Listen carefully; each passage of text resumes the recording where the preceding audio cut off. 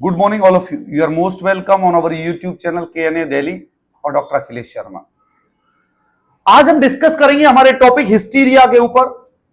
Hysteria को दूसरे शब्दों के अंदर बेटा डिसोसिएटिव कन्वर्जन डिसऑर्डर बोला जाता है।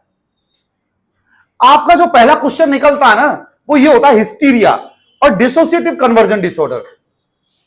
कई बार ये पूछा जाता है ये डिसोसिएटिव कन्वर्जन डिसऑर्डर होता क्या है। ये एक न्यूरोटिक डिसऑर्डर है। अब न्यूरोटिक डिसऑर्डर्स के अंदर पढ़ रहे हैं, characterised by suggestibility, emotional outburst, attention seeking behaviours, repressed anxiety and transformation of unconscious conflict into physical symptoms.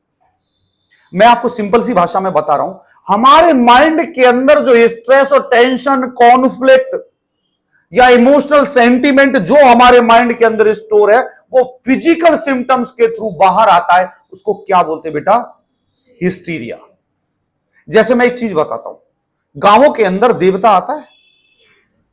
आपने नहीं देखा होगा, दिल्ली वाले बच्चे, गांवों के अंदर जैसे हमारे कुल देवता होते हैं, घर के देवता होते हैं, तो वहां पर एक आदमी आके बैठ जाता है और वो जैसे टाइम होता है, थोड़ा सा एनवायरमेंट मिलता है, वो बीड़ी पीता है, सिगरेट पीता है, गांजा पिलाओ, जैसे अलग अलग किस्म के देवता होते हैं वो, तो वो पीते हैं और फिर वो जैसे पीते हैं फिर वो हिलना स्टार्ट कर देते हैं। हिलना स्टार्ट करने से मैं किसी के रिलीजियस एस्पेक्ट्स पे नहीं जा रहा, ना मैं उनके लिए कुछ बोलना चाह रहा हूं, लेकिन मेरी साइकेट्री क्या बोलती है मैं आपको ये बताता हूं। जो इस किताब जो बोल रही है वो मैं आपको बता रहा हूं कि बेटा ऐसे लोग, पहली बात तो भगवान, देवता या कोई पर्सन हमारे अंदर घुस सकता है, ये इंपॉसिबल चीज है, क्योंकि हम पापी आदमी हैं यार। हमें किसी भी कैटेगरी में रख लो, हम हमेशा बुरा चाहने वाले लोग। इस दुनिया का जो सबसे अच्छा आदमी है वो भी भगवान की नजरों में पापी होगा, क्योंकि कुछ न कुछ दुर्गुण तो उसमें होंगे। ऐसे लोग क्या करते हैं, वो स्ट्रेस और टेंशन उनके माइंड में भरा रहता है, और जब उनको वो आता है, जब वो हिलना स्टार्ट करते हैं, तो अलग अलग फिजिकल सिम्टम्स में निकलते, कोई ऐसे हाथ हिलाएगा। ये क्या हिस्टीरिया मींस? माइंड के अंदर जो स्ट्रेस और टेंशन और जो तनाव भरा हुआ था, उस तनाव को रिलीज करने के लिए जैसे ही वो एनवायरमेंट मिला और उनके बॉडी के फिजिकल सिम्टम्स के थ्रू वो रिलीज होना स्टार्ट हुआ, इसको क्या बोलते हैं? हिस्टीरिया। फिजिकल सिम्टम्स के अंदर पैरालिसिस हो सकता है, ब्लाइंडनेस हो सकता है, लॉस ऑफ सेंसेशन हो सकता है, या ट्रिमर्स हो सकते हैं, या चिल्लाना हो सकता है, या क्राइंग स्पेल हो सकते हैं। उसको क्या बोलते हैं? हिस्टीरिया। हमारे माइंड के अंदर कई बार जैसे देखा होगा आपने, किसी फीमेल की नई नई शादी हुई, नई नई घर में आई, उसको इतना टॉर्चर करके रख रखा है कि उसको बोलने की आजादी बिल्कुल खत्म, बोलने ही नहीं दिया जा रहा। वो फीमेल सारी चीजें अपने माइंड में, जो भी उसके संग गलत व्यवहार हो रहा है, कोई भी चीज हो रही है, वो अपने माइंड के अंदर स्टोर कर रही है। दुनिया के अंदर सबसे सॉफ्ट कॉर्नर दिल नहीं है यार, सबसे सॉफ्ट ब्रेन। आपको गुस्सा आएगी, बीपी आपका बढ़ जाएगा, डाउन भी हो जाएगा, यहां जो जम गया ना, वो निकलना भारी पड़ जाएगा, निकलना भारी पड़ जाएगा। दर्द यहां का हो तो ठीक है, मिट भी सकता है। आशिकी का दर्द हुआ, एक दिन हुआ, दूसरा मिल गया, मैटर खत्म हो गया, लेकिन यहां के घाव कभी मिटते नहीं। ये पैदा करते मेंटल डिसऑर्डर, जिसको हम बोलते हैं हिस्टीरिया। ये बोला डिसोसिएटिव कन्वर्जन डिसऑर्डर मींस हमारे अनकॉन्शियस माइंड के अंदर जो भी चीज स्टोर है, ये स्टोर हमारे बॉडी के सिम्टम्स में कन्वर्ट होके बाहर आ जाते हैं, जिसको बोलते हैं डिसोसिएटिव कन्वर्जन डिसऑर्डर, हिस्टीरिया। ये चीज समझ में आई? इसके अंदर दो रिएक्शन होती है, एक होता है कन्वर्जन रिएक्शन, दूसरी होती है डिसोसिएशन रिएक्शन। हमारे इसके अंदर दो रिएक्शन होती है, एक तो होता है कन्वर्जन रिएक्शन और एक होता है बेटा डिसोसिएशन रिएक्शन। समझ में? कन्वर्जन मींस स्ट्रेस और अनप्लेजेंट आइडियाज हमारे माइंड के अंदर आते हैं और ये कॉन्शियस माइंड के अंदर एंटर होकर हमारे फिजिकल प्रॉब्लम्स पैदा हो जाती है, जिसको क्या बोलते हैं हम? कन्वर्जन। कन्वर्ट होना, जब भी तो कहते हैं मेंटल हेल्थी होना बहुत जरूरी है। अब डिसोसिएशन मींस आपके माइंड के अंदर जो स्ट्रेस और टेंशन है, ये अलग अलग तरीके से डिसोसिएट होते हैं। सबसे पहले आता है psychogenic fugue state. Psychogenic fugue state, ये psychogenic fugue state is characterised by episodes of wandering away the person is usually adopt a new identity by complete amnesia for the earlier. आपने देखा होगा बहुत सारे बाबाजी बने हुए हैं आजकल। आजकल बाबाजियों ने क्या कर रखा है, अपना ही रिलीजन पैदा कर दिया। हर एक बाबा ने अपनी किताब बना ली। आजकल सबसे बढ़िया क्या चीज है पता है? किताब छापना। पब्लिशर इतने हो गए, छापने के प्रिंटर इतने हो गए। पहले भाई हिंदुओं की किताबें गीता प्रेस गोरखपुर पे छपती थी, वहां भी विद्वान बैठते थे, तो सब कुछ समझ के सोच समझ के छापते थे। आजकल पैसा हुआ, किताबें आ गई, मशीन आ गई, पता पड़े जी अखिलेश जी ने अपना शास्त्र निकाल दिया है कि सिर्फ अखिलेश ही भगवान है, जो इनकी शरण में जाएगा उसी स्वर्ग मिलेगा। हमारे जो फीलिंग्स है वो हमने छाड़ दी। इंडिया की इकोनॉमी और इंडिया के साहित्य से भी तो छेड़छाड़ हो रही है बहुत सारी। आप क्या समझ रहे हो? ये तर्क हो या बेतर्क हो, बहुत सारी साहित्य की बहुत सारी चीजें हैं, डिस्कशन नहीं करना चाहिए क्योंकि ये वीडियो चलेगी। हमारे साहित्य की, हमारे यहां की हिस्ट्री की बहुत सारी चीजें जिनसे छेड़छाड़ कर रही है, जो आता है वही छेड़छाड़ कर जाता है। हमारे साहित्य को पहले अंग्रेजों ने छेड़ा, फिर मुगल आए, फिर उसके बाद अब ये जो पार्टियां आ गई साहित्य को छेड़ते गए। अब जो पार्टी आती है वो अपने हिसाब का साहित्य लगा देती है। गैसे गोबर पढ़ाना अच्छा है, गैसे गणेश पढ़ाना रिलीजियस हो गया। किसी भी रिलीजन की बात कर लो, मैं रिलीजन का पक्का मैंने आज तक कोई बंदा देखा नहीं है आज तक के जमाने में जो ये कहता हूं मैं कट्टर इस रिलीजन का हूं। कोई नहीं फॉलो करता, सबको अपना फायदा चाहिए, चाहे मैं हूं चाहे कोई और हो। मुझे एमएलए एमपी का टिकट मिल जाए, कल से मैं उसी की वाहवाही करूंगा जहां मेरे को वोट संभालना है। कोई भी पर्सन मैंने मेरी जिंदगी में अभी तक कोई 2-4 साधु संत देखे होंगे, वो और जो रिलीजन को 100% फॉलो करता है वो साधु संत इस कम्युनिटी में रह भी नहीं सकता। वो दुनिया छोड़ के अलग ही चला जाएगा, हिमालय के कंदराओं में रहोगा, क्योंकि यहां तो पाप ही पाप फैला हुआ है। यहां तो इंसान रोटी भी बाहर सोच के देता, मैं पुण्य कर रहा हूं, ये रोटी खाएगा तो ये खा लेगा ना तो मुझे पुण्य लग जाएगा, इस कारण मैं इसको रोटी खिला रहा हूं। तो साइकोजेनिक फ्यूग स्टेट का मतलब है बेटा, पर्सन क्या करता है, अपनी पीछे की सारी चीजें भूलकर एक न्यू पर्सनालिटी अडॉप्ट कर लेता है। कल मैं मिल गया अखिलेशानंद जी महाराज, दाढ़ी वाड़ी बढ़ा के करके, ओ अलका जी कहां जा रहे? बोले सर वो साइकेट्री। बोला कौन साइकेट्री, कौन अखिलेश? हम प्रभु की खोज में निकले, खोज करेंगे हम बैठे। चलो देवी तुम भी शिष्य बन जाओ, हम आराधना करेंगे। बोले सर आप तो साइकेट्री पढ़ाने वाले टीचर थे, यूट्यूब पे वीडियो। अरे टोटल एमनीशिया। जैसे 2-4 महाराज जी बाबा जी का नाम मैं नहीं लूंगा क्योंकि भगत आजकल बहुत ज्यादा मिलते, पते पड़े मुझे मार डाले पकड़ के, तो भैया नाम लेने से डर लगता है। सीधा साधा आदमी, पढ़ाने का काम करता हूं तो पढ़ाता हूं। बहुत सारे बाबाज की यदि आप देखोगे पिछले क्रिमिनल रिकॉर्ड मिलेंगे आपको। इन्होंने क्या करा, उस क्रिमिनल रिकॉर्ड से बचने के लिए, जैसे मेरा यहाँ क्रिमिनल रिकॉर्ड है तो कल यहां से जाके मैं कश्मीर में पहुंच के एक अलग से बाबा बना लूं और एक कुटिया बना लूं, तो रिकॉर्ड खत्म, बाबा एक न्यू आइडेंटिटी में लॉन्च हो गए। आजकल तो लॉन्च होते हैं। तो ये क्या हो रहा है, एक न्यू आइडेंटिटी को एक्सेप्ट करना साइकेट्री के अंदर साइकोजेनिक फ्यूग स्टेट कहलाती है।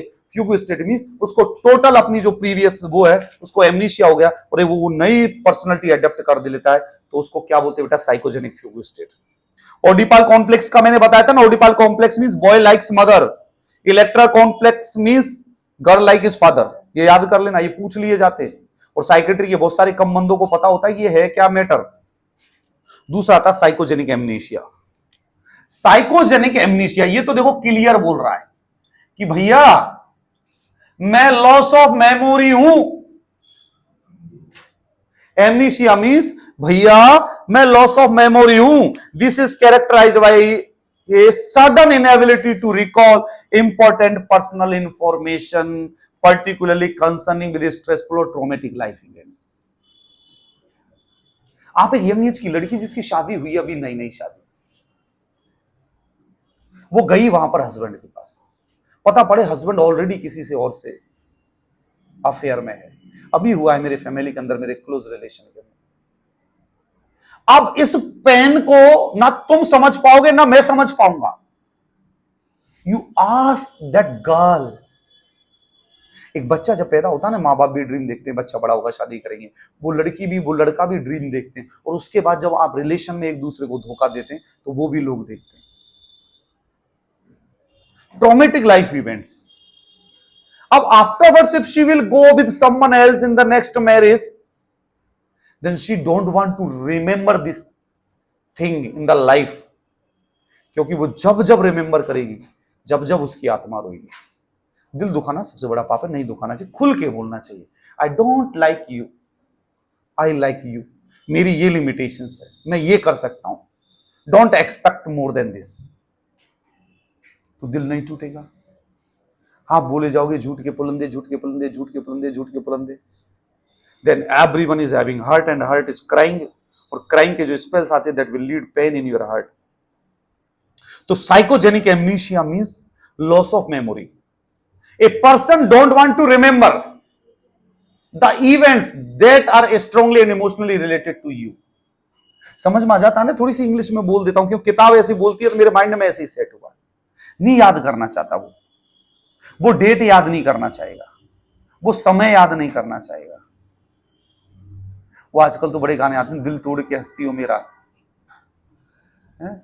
अभी तुम्हारे साथ थी, कल किसी और के साथ, फिर वो देखता है, फिर वो गाना गाता है, शीशे टूट जाते हैं, वो सर मारता है, खून बहाता है। इस कंडीशन को क्या बोलते हैं? Psychogenic amnesia means a person want to forget these all events. समझ में आ गया मेरी बहन मंजू? मजा आ गया, दिमाग खुल गया। साइकोजेनिक सोमनाम्बुलिज्म। साइकोजेनिक, देखो बेटा, इन शब्द के आगे सब जगह साइकोजेनिक लगाया है। साइकोजेनिक क्यों लगाया है मेरे बच्चे? ये तो कंडीशंस है, लेकिन ये सारे साइकोलॉजिकली प्रोड्यूस्ड हैं। समझ में आ गया Shoaib? Means fugue state means adopt a new personality, amnesia means loss of memory, somnambulism means नींद में चलना। ये क्यों कर रहा है पर्सन? क्योंकि ये सारे साइकोजेनिक है। साइकोजेनिक मींस साइको के द्वारा, जेन मींस पैदा किए हुए। अब साइको कैसे पैदा करेंगे? Psychological tension, stress, traumatic events, life events, ये पैदा कर देते हैं ये condition. Psychogenic somnambulism means a person walks in the sleeping, नींद में चलता है, गेट खोलता है, बाहर जाता है, घूमता है, वापिस आ जाता है, कुंडी लगा देता है, सो जाता है। फिर सुबह पूछोगे कहां गए थे? बोला याद ही नहीं है मेरे। जैसे एक पिक्चर आई थी ना, वो लड़का लड़की दोनों हक कर रहे थे, पिताजी आगे पीछे, बोला पापा आगे, बोला नहीं ये तो नींद में चल रहे हैं अभी, कोई बात नहीं कर लो। ये क्या कह रहा था? साइकोजेनिक सोमनाम्बुलिज्म। ये एग्जांपल क्यों देता हूं पता है? मैं ये एग्जांपल आपको याद हो जाता, ये एग्जांपल से ये टर्म आपको याद हो गई होगी। यदि ये टर्म दोबारा आएगी ना तो तुम कहोगे सर ने ये बोला था भाई।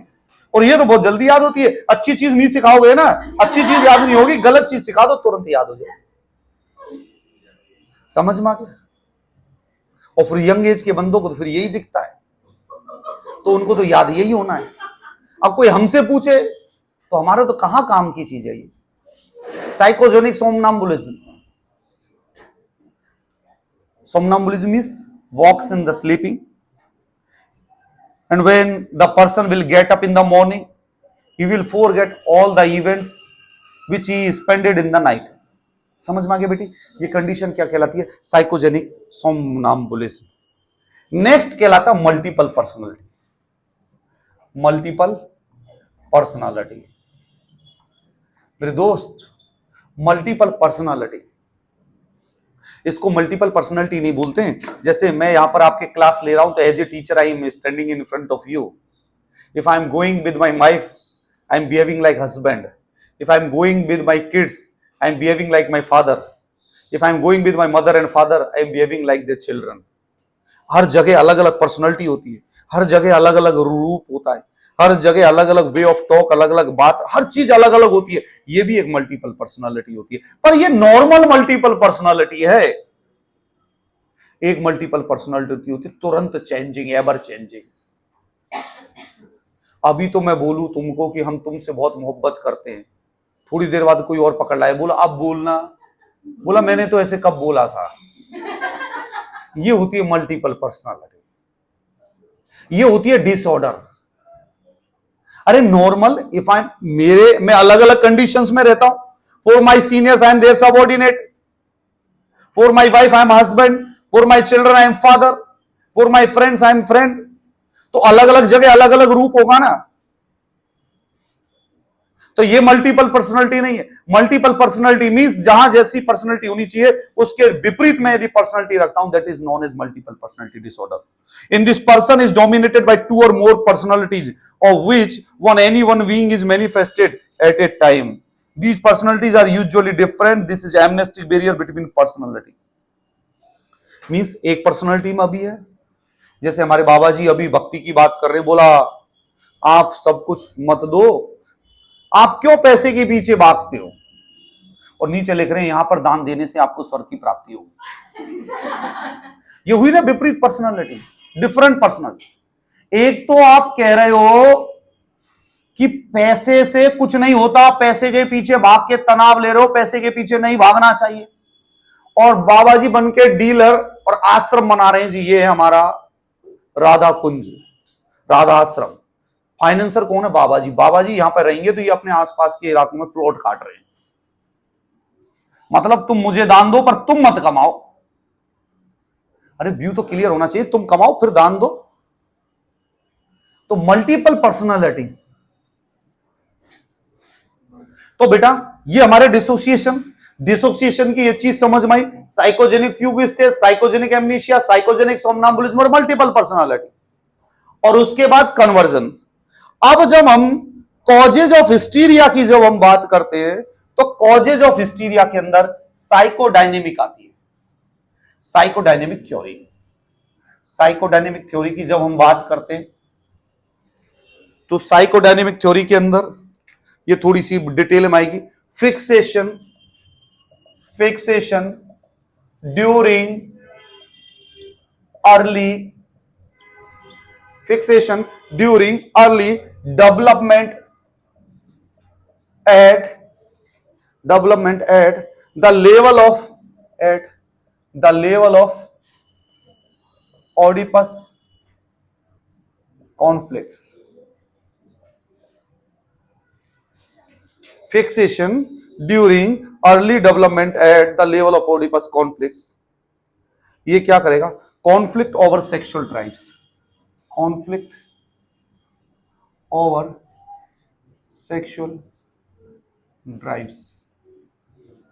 Conflict over sexual drives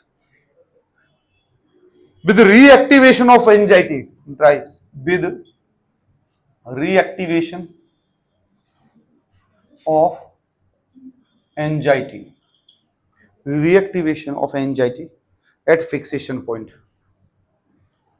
जैसे कई बार मैं आपको पर्सनल एग्जांपल बताता हूं, जैसे कई बार हम दो हस्बैंड वाइफ है, मेरा वे ऑफ टॉक कैसा रहता है, जैसे मेरे फादर का वे ऑफ टॉक रहता था मेरी मदर के लिए। तो अब जैसे मैं ऐसी बात करता हूं तो मेरी वाइफ बोलती है तुम ये मत सोचा करो तुम्हारी मम्मी की तरह मैं सुन लूंगी ज्यादा, तुम वैसे बोलते हो सेम टू सेम, ये मत सोचना मैं अपने पैसे का खाती हूँ, अपने पैसे का कमाती हूँ, तुम ये सोच रहे हो कहीं तुम्हारे पैसे में पल रही हूं मैं अपने पैसे का खाती हूँ, अपने पैसे का कमाती हूँ। जैसे तुम कहोगे, अब हमें आदत लग रही है पुराने जमाने की, हमारे पिताजी क्या कहते थे, चलो अब सब्जी मत बनाओ, अब तुम अचार से खा लेंगे, तो हम बोलते भाई अचार से खा लेंगे, तो वो बोलती है क्यों, मैं कमा रही हूं ना, मैं तो पनीर से खाऊंगी। हम बोलते खा लो भाई। तो मिस कहने का मतलब क्या होता कहने का मतलब क्या था, बच्चा child will learn from everything from environment. यदि मदर फादर आपके दोनों मदर और फादर बहुत प्यार से रह रहे और बहुत रिगार्ड से रह रहे और बहुत रेस्पेक्ट से रह रहे और एक दूसरे को इतना प्यार कर रहे, इतना प्रेम कर रहे कि वो रह नहीं पा रहे एक दूसरे के बिना, उनके बच्चे कभी भी हस्बैंड वाइफ लड़ेंगे नहीं आपस में। यदि उनके माँ बाप करते आए तो वो बच्चे करेंगे। तो मैं भी बहुत सारी चीजें चेंज करने की सोचता हूँ डेली डेली कि यार ये नहीं, ये देख रहे हैं मेरे जमाने में तो मुझे जेल भी लेगी, ये इसके जमाने में जब भाग जाएगी आते ही, तो इसको तो अच्छे मैनर सिखाओ जो रह लेगी इसके साथ में, इसकी जिंदगी बन जाएगी। वरना साइकेट्री बोल रही है ना, a child will learn everything from the environment. हम उसको क्या बता रहे हैं कि घर के अंदर यदि कोई प्रॉब्लम आ गई तो वाइफ से लड़ना है, ऐसा एनवायरमेंट मत दो। एनवायरमेंट ऐसा दो कि उसको प्यार से अच्छे तरीके से समझाओ, उसको पता पड़े नहीं शादी के बाद मम्मी पापा कितना प्यार करते थे, ऐसे हमें करना है, वरना आगे का आने वाला जमाना और भी खतरनाक हो रहा है। तो everything from learn the environment. मैं एग्जांपल क्यों देता हूं अपने, ये सीखो, ये सारी चीजें करो, एडप्ट करो, क्योंकि आप जितने मेंटल हेल्दी जितनी चीजें और जितनी सिचुएशंस को अंडरस्टैंड करेंगे ना, दुनिया वैसी खुशहाल होती जाएगी। तो मोटिवेशन का काम तो बढ़िया ना। Conflict over sexual drives with reaction over anxiety at fixation point. और मैंने ये बहुत सारी चीजें मेरे जीवन में चेंज की है, मेरे जीवन में चेंज की है मैंने। मैं ये नहीं कहता कि एक संग ये हो जाएगी, चेंज करना है, स्टार्ट धीरे धीरे चेंज करो, चेंज करो। Next, first degree defence mechanism. Defence mechanism, repression use किया यहां पर आपने, रिप्रेशन आपने यूज किया, सक्सेस हो गया तो कोई बात नहीं। यदि ये नॉट सक्सेस हुआ, रिप्रेशन यदि नॉट सक्सेस हुआ, तो आप क्या करेंगे? Second degree defence mechanism use करेंगे। सेकेंड डिग्री डिफेंस मैकेनिज्म के अंदर दो चीजें आ जाएंगी। पहला तो आ जाएगा आइदर डिसोसिएशन, या तो डिसोसिएशन होगा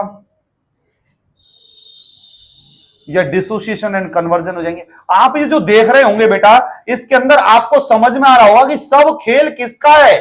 फर्स्ट डिग्री डिफेंस मैकेनिज्म का, सेकंड डिग्री डिफेंस मैकेनिज्म का। साइकेट्री का डिसऑर्डर, यदि first and second degree defence mechanism यदि क्लियर नहीं है तो वो हो जाएगा। A part of personality is a part of personality is dissociated from rest, dissociated from rest personality means उसकी जो पर्सनालिटी है वो अलग होने लग जाती है। इसको क्या बोलते हैं? डिसोसिएशन डिसऑर्डर, डिसोसिएशन डिसऑर्डर, इसको क्या बोलते हैं? Dissociation disorder. यदि ये दोनों आइदर डिसोसिएशन और डिसोसिएशन कन्वर्जन, ये दोनों relieve from anxiety, both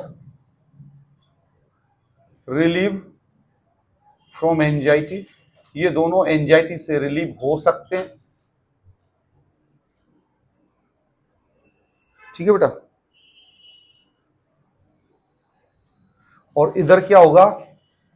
conflict converted into physical symptoms that leads conversion disorder।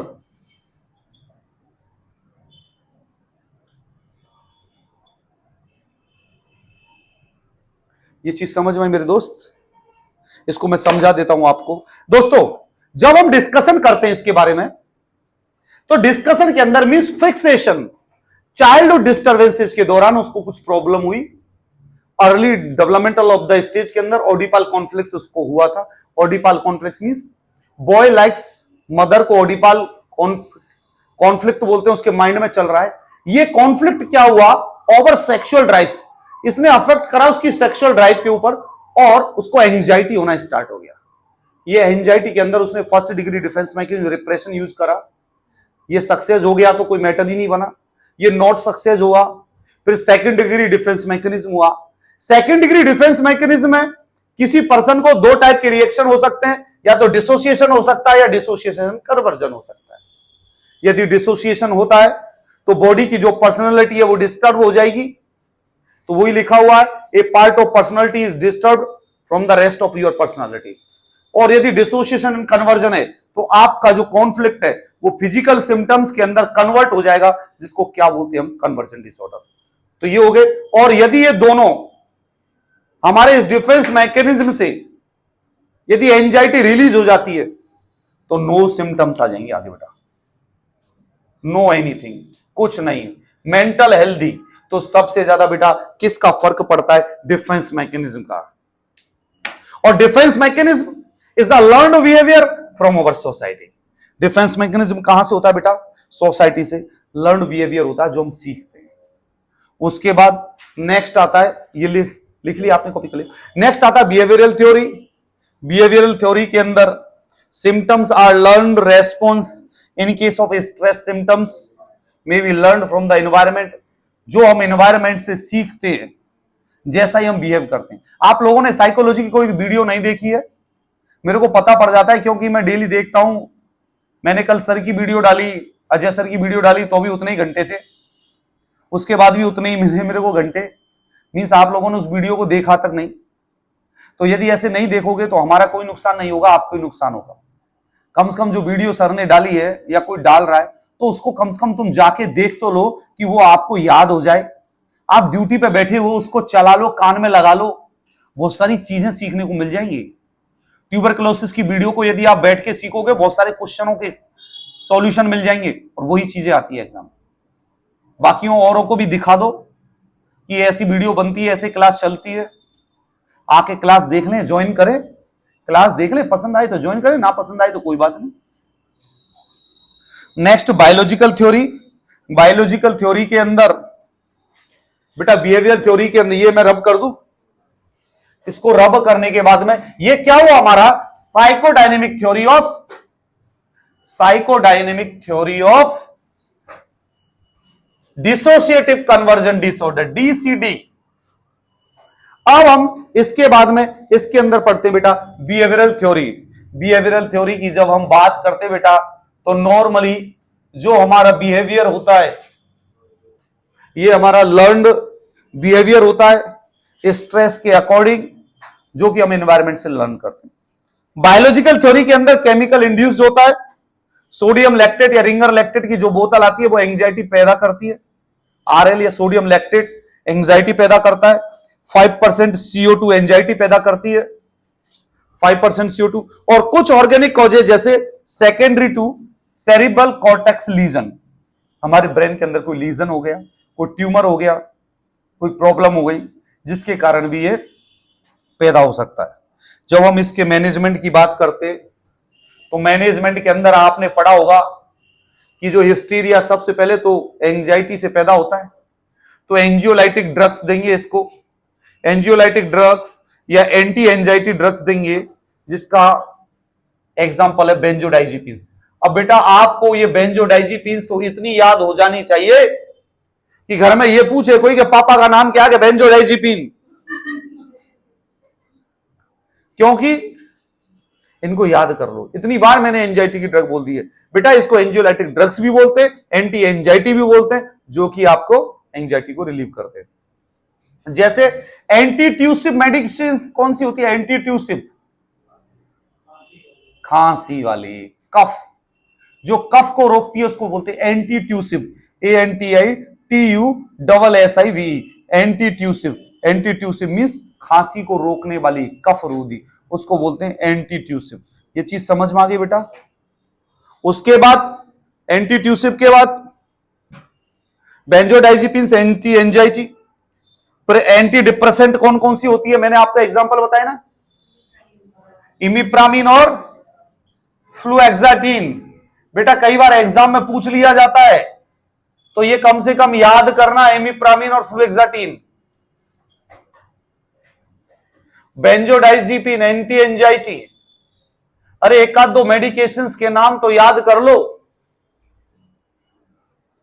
Supportive psychotherapy इसके अंदर प्रोवाइड करते हैं हम। यदि साइकोथेरेपी के अंदर सपोर्टिव साइकोथेरेपी का मतलब होता है we will ask the patient what happened to them, support करेंगे, पूछेंगे, उसके स्ट्रेस और टेंशन को रिलीज या रिजोल्व करने की कोशिश करेंगे। इसको क्या बोलते हैं? Supportive psychotherapy. ये समझ में आ गया मेरे बेटे।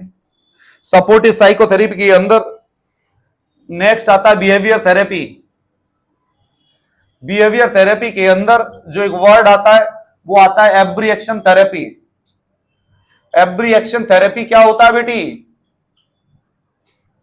एवरी एक्शन थेरेपी क्या होता है? Repressed emotions will be expressed out. Repressed emotions will be expressed out. हल्का मैडम, रिप्रेस्ड इमोशंस मींस ये देखा होगा रोने के बाद दिल हल्का हो जाता है। और रोने के बाद दिल हल्का होना ये क्या है? हमारे जो माइंड के अंदर बहुत सारी चीजें होती है जो माइंड के अंदर भरी हुई है, रिप्रेस्ड, दबी हुई है। जैसे हम रो लेते हैं तो ढक्कन खुल जाता है और वो सारी चीजें आंसुओं के थ्रू बाहर निकल जाती है और मन हल्का हो जाता है। इसको क्या बोलते हैं बेटा? Repressed emotions will be expressed out, that is known as abreaction therapy. इसके अंदर इंजेक्शन भी दे देते हैं, पेंटोथल इंजेक्शन लगाते, पेंटोथल PANTOTHAL पेंटोथल। क्या करते, बाहर से आतंकवादी आया, पकड़ लिया उसको, पकड़ने के बाद में उसका नार्कोटिक टेस्ट करते हैं ना। नार्कोटिक्स में क्या करते, नार्कोटिक्स में क्या करते, यही इंजेक्शन पेंटोथल उसको लगाया जाता है। डॉक्टर्स की टीम होती है, उसको बिठा दिया जाता है। इंजेक्शन लगाने के बाद उसकी बॉडी रिलैक्स हो जाती है, माइंड के ऊपर कंट्रोल रुक जाता है, फिर वो सब कुछ बता देगा क्या क्या है। तो यदि किसी हस्बैंड वाइफ को आपस में पता करना हो तो ले जाओ, सब रहस्य खुल जाएंगे, कहां चल रहा है, कहां चल रहा था, कहां चलेगा और क्या करता है, कल 1 घंटे लेट क्यों थी गाड़ी, सब खुल जाएगा। लेकिन ऐसा मत करना, ऐसा करने से घर बिगड़ता है। जैसा चल रहा है चलने दो, ठीक है बेटी। पेंटोथल मीन्स रिप्रेस्ड इमोशंस, जो अंदर दबे हुए हैं वो एक्सप्रेस्ड आउट हो जाते हैं, कंट्रोल खत्म हो जाता है। तो कंट्रोल लगा रहने दो। ये तो गवर्नमेंट की वो है, जो आतंकवादी पकड़ते हैं उन्हीं से लिया जाता है, पता पड़े, वरना इनकी भी हिस्ट्रियां खुल जाए। सबका अपना एक इतिहास होता है मेरे दोस्त, बिना इतिहास के कोई नहीं है इस दुनिया में। सब अपना इतिहास लेके घूम रहे हैं, चाहे शोएब हो, चाहे कोई और हो, चाहे विनय हो, सबकी एक हिस्ट्री है। इनको बस पेंटोथल देने की जरूरत है और हिस्ट्री खुलने के लिए तैयार है। ये थेरेपी कहलाती है बेटा एब्रिएक्शन थेरेपी। उसके बाद hypnosis. Hypnosis means monotonous repeated sound. Hypnosis, someone, अम्मा जी बोल रही, आदमी आया था मेरे से सब कुछ लिया, बोला चूड़ी खोल दो, मैंने तो उसको खोल के भी दे दी, चूड़ियां भी दे दे, अंगूठी भी दे दे, कान के भी दे दिए, सब वो खुद ने खोल के दिए, उसने तो मांगता रहा वो। ये क्या कहलाता है, हिप्नोसिस, मोनोटोनस रिपीटेड साउंड। आपको कई बार मैजिशियन देखा होगा आपने, मैजिशियन बार बार बोलता है गर्दन कटने वाली है, गर्दन कटने वाली है, गर्दन कटने वाली है। आपके उसके गर्दन कटने से पहले वो कम से कम 2000 बार बोल चुका होता है गर्दन कटने वाली है। अब आपके माइंड में वो सेट हो गया कि गर्दन कटने वाली है, और आप देखना वही चाहते हो, और वो थोड़ा सा उठा देता, तुम कहते हो कट गई वास्तव में, क्योंकि you are 100% involve them in the magic. Hypnosis ही तो एक कला है अपना बनाने की। किसी को एक नजर में देखकर दीवाने हो जाते हैं। यदि कहीं कृष्ण की मूर्ति हो तो उसको देख के दीवाने हो जाते हैं, या किसी का कोई चेहरा हो तो अपने आप दीवाने हो जाते हैं। सलमान खान 57-58 साल का हो रहा है, लेकिन तो भी दुनिया मरी जा रही है उसके पीछे। अरबाज खान के संग के लोग तो राम भजन कर रहे होंगे बेचारे, इंतजार कर रहे होंगे कब ना वो बंदा भी नई नई शादी करके आया है, और ऐसी शादी जिसमें बच्चा मम्मी लाया है। हमारे घर में तो तांडव हो जाती, फायरिंग हो जाती, मर जाते 2-4 का तो खून बह जाता। पर धन्य ऐसे रीति रिवाज और धन्य ऐसी पर्सनालिटी और ऐसा स्टेटस। हमारे यहां तो कलेश मच जाते नाम लेते ही किसी और का। पर ये भी ऐसे लेवल पे तो हम सोच नहीं सकते, क्योंकि हम लोग तो मिडिल क्लास के लोग हैं। हम लोगों को तो सिखाया ही इतना, बेटा चद्दर से बाहर पैर नहीं आने चाहिए। ये भी तो कल्चर पे डिपेंड करता है। ऐसा कल्चर मिल सकता है कि डाइवोर्स को, हमारे यहाँ डाइवोर्स हो जाते हैं लोगों के तो उसके बाद वो मिलते हैं, कैसे मिलते हैं, दुश्मन की तरह। यहाँ डाइवोर्स होने के बाद भी दोनों आपस में एक दूसरे को मिलते हैं, बच्चे को भी छोड़ने आते हैं, खुश रहते हैं आराम से। वो अपने के साथ आए, वो एक नई अपने के साथ आए, बड़ा बढ़िया सोसाइटी। तो बेटा हिप्नोसिस मींस होता है मोनोटोनस रिपीटेड साउंड। अब आप कहोगे सर साइकेट्री के अंदर क्या यूज है इसका? बेटा सुनो, कईयों को स्लीप डिसऑर्डर होता है, नींद नहीं आती, हम उनको बोल देंगे, जिसमें एक सिंपल सा एग्जांपल करके बताता हूं। आप शांति से बैठ जाइए, आंखें बंद करो, और आप अपने सारे तनाव को अपने माइंड के अंदर लेके आओ। आप जिस चीज के बारे में सोच रहे हो उस चीज को सोचना छोड़ दो। आप जिसके लिए सोच रहे हो उसको छोड़ दो। वो जो कर रहा है उसे करने दो, उससे कोई मतलब नहीं है। आप सिर्फ अपनी एक आत्मा हो, आप अपने संसार के सारे काम कर रहे हो, लेकिन दूसरे के लिए सोचो मत। वो जो कर रहा है वो भुगतेगा, आप अपने लिए सोचो। आप सोचो आप एक अच्छी नींद में जा रहे हो, आपकी आंखें धीरे धीरे बंद होती जा रही है, आपका सोचना शून्य हो रहा है, आपके आंखों के आगे काला काला पर्दा छाया हुआ है और आप एक बहुत प्योर आत्मा हो, आपने दुनिया के लिए सब कुछ अच्छा किया है।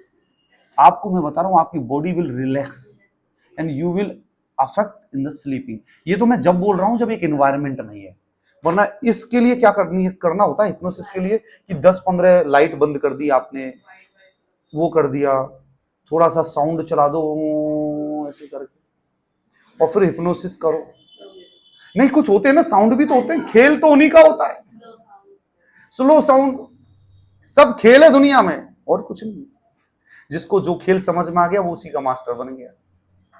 हमें यूट्यूब का लास्ट में खेल समझ में आया, वरना अब तक तो हम यूट्यूबर बन गए होते। रुखसान कहता फोटो खिंचवाना सर हमें आपके संग।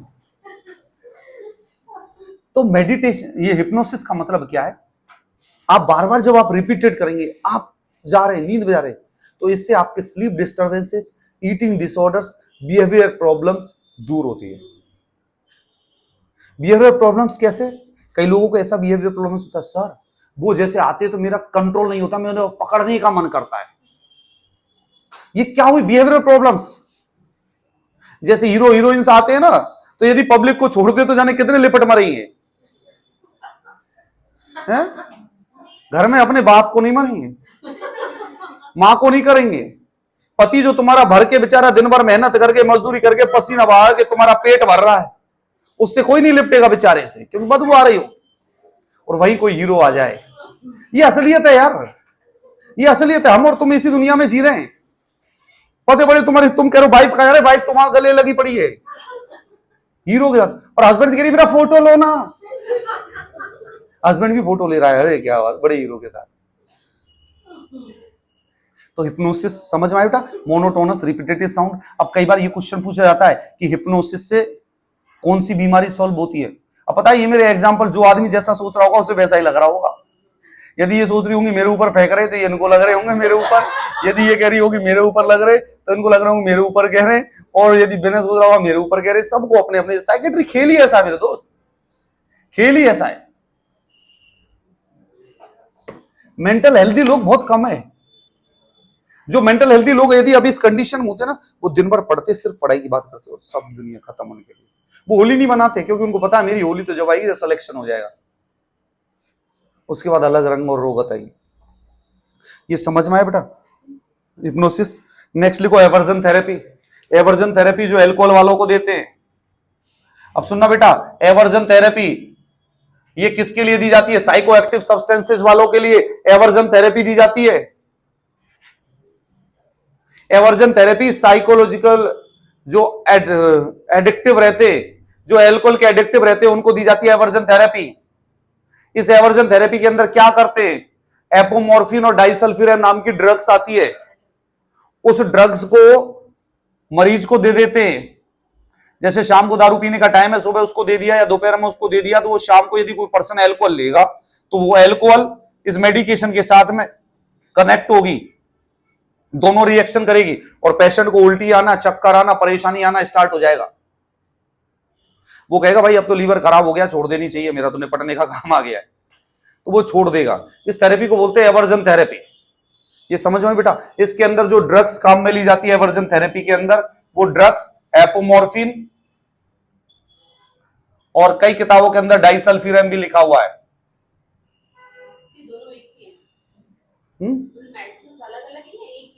ये अलग अलग होगी या इसका मैं देख के आपको बता, नहीं कई किताबों के अंदर है, एपोमॉर्फिन भी लिखा हुआ है, डाइसल्फिरम भी लिखा हुआ है। ये दोनों ड्रग्स हैं, इन दोनों ड्रग्स का अलग अलग रिएक्शंस होता है, अलग अलग कॉम्बिनेशंस होता है। जैसे हम थेरेपीज पढ़ेंगे उस थेरेपी के अंदर हम डिटेल में डिस्कस कर लेंगे इस चीज को। मैं तो सिर्फ इस कारण बता रहा हूं कि यहां पर ये थेरेपी आई है तो किसी बच्चे के माइंड में ये कंफ्यूज ना हो कि यार एब्री एक्शन क्या होता है, ये क्या होता है, तो कम से कम एक आउटर लाइन तो माइंड में वो हो जाए। जैसे अब मेरे माइंड में जब मैं साइकेट्री पढ़ाता हूं, एब्री एक्शन के लिए एक लाइन मेरे माइंड के अंदर सेट है, repressed emotions can be expressed out, ये एब्री एक्शन थेरेपी। और एक पेंटोथल ड्रग, ये मुझे याद है एक line. Hypnosis monotonous repeated sound कौन से डिजीज के काम में ली जाती है, ईटिंग डिसऑर्डर, स्लीप डिसऑर्डर और बिहेवियर प्रॉब्लम्स को खत्म करने के लिए हिप्नोसिस काम में लिया जाता है। जैसे अब सुनना, दूसरा एग्जांपल बता, आपका बच्चा कोई बिहेवियरल डिसऑर्डर करता है, थंब सकिंग करता है, आप हिप्नोसिस करेंगे नहीं, हाथ नीचे कर लो, मत करो ना फालतू। हाथ नीचे करो, करो हाथ नीचे, रखो हाथ को नीचे, दोबारा रखो, हाथ ऊपर नहीं आना चाहिए। आप बार बार बोल रहे हैं, ऊपर बच्चा जैसे ऊपर करेगा तो दोबारा नीचे करने से धीरे धीरे उसका ये एटीट्यूड खत्म हो जाएगा। Behavioural problems, drugs aversion therapy, जो अल्कोहलिक और या जो साइकोएक्टिव सब्सटेंसेस वाले लोग हैं वो इस एवर्जन थेरेपी को यूज करते हैं। उसके बाद में strong suggestion for return to normalcy, strong suggestion देंगे हम उसको कि ऐसा नहीं, आप ऐसा कर लो जिससे कि आपकी प्रॉब्लम सॉल्व हो जाएगी, जिसको क्या बोलते हैं स्ट्रॉन्ग सजेशन। ये चीज समझ में आई मेरे दोस्त, रिटर्न टू नॉर्मलसी। इसी के साथ ये हमारा टॉपिक हिस्टीरिया कंप्लीट होता है। बाकी की और हमारी वीडियोस देखने के लिए जो नॉर्सेट के स्टूडेंट है, डीएसएसबी के स्टूडेंट है, ईएसआईसी, पीजीआई, केजीएमयू, जो भी गवर्नमेंट जॉब की, नर्सिंग की और मेडिकल की जो प्रिपरेशन कर रहे हैं, वो हमारे इस यूट्यूब चैनल से कनेक्ट रहे, देखते रहे और कमेंट्स करते रहे, लाइक करते रहे और शेयर करते रहे। Thank you so much, bye bye, take care.